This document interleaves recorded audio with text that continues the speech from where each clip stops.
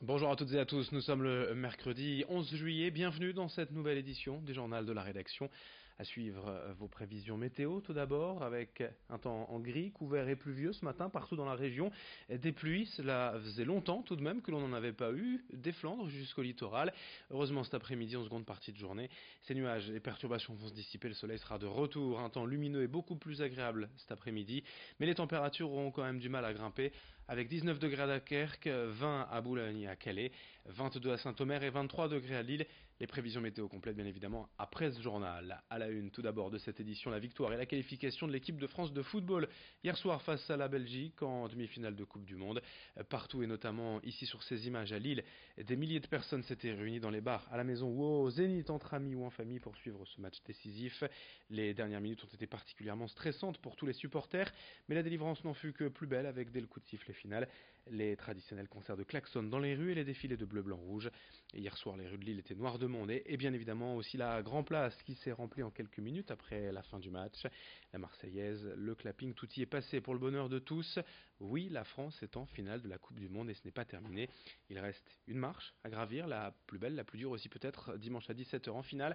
Mais hier dans les rues, les supporters voulaient simplement savourer ce bonheur de la victoire avec des propos recueillis par Alexis Tessier et Brieux Gorchy.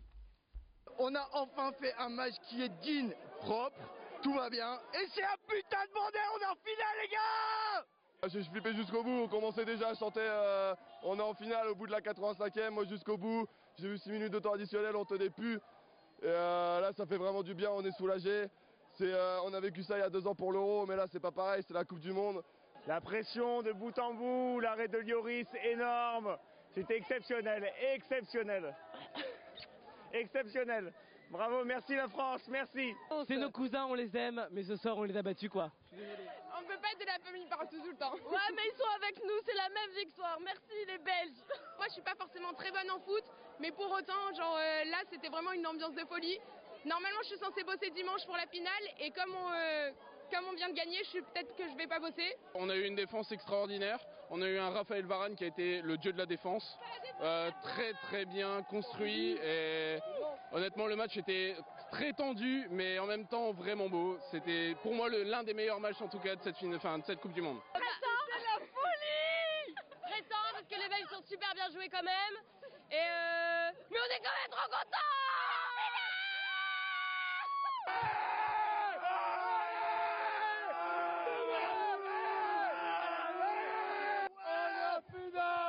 On est en finale! On est en finale! Et qui? On est en finale! On est en finale!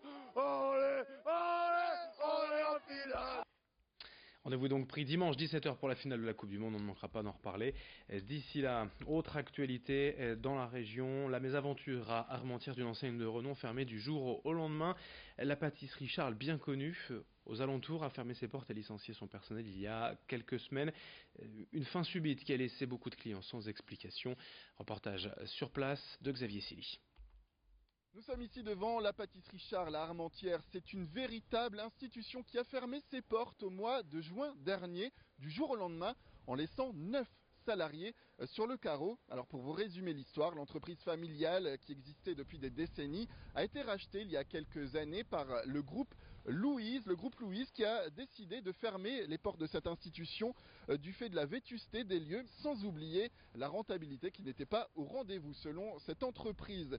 Alors la fermeture aura suscité beaucoup de surprises au sein de la population, elle aura aussi suscité beaucoup de fantasmes. Nous sommes allés vous rencontrer ici à Armentières pour vous donner la parole suite à la fermeture des lieux. Puis étant donné que j'habite pas loin, je passais régulièrement ici et j'ai vu une affiche comme quoi ils ont déposé le bilan.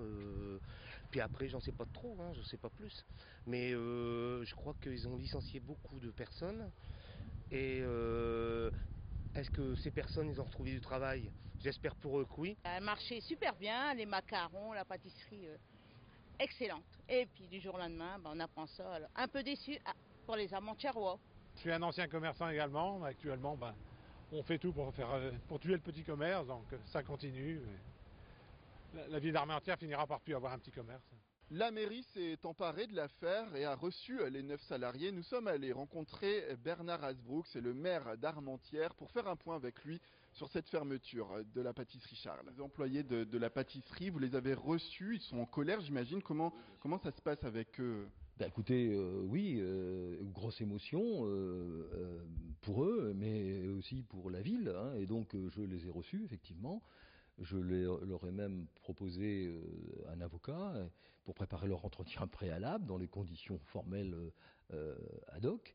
Et puis, on a essayé déjà d'alerter la Fédération des pâtissiers qui a accepté de même diffuser leur CV, etc. On est dans une logique maintenant de retrouver un emploi. Ouais, une logique qui survient après une certaine phase illogique, puisqu'on dit à des salariés de partir alors qu'ils ont des contrats de travail, etc.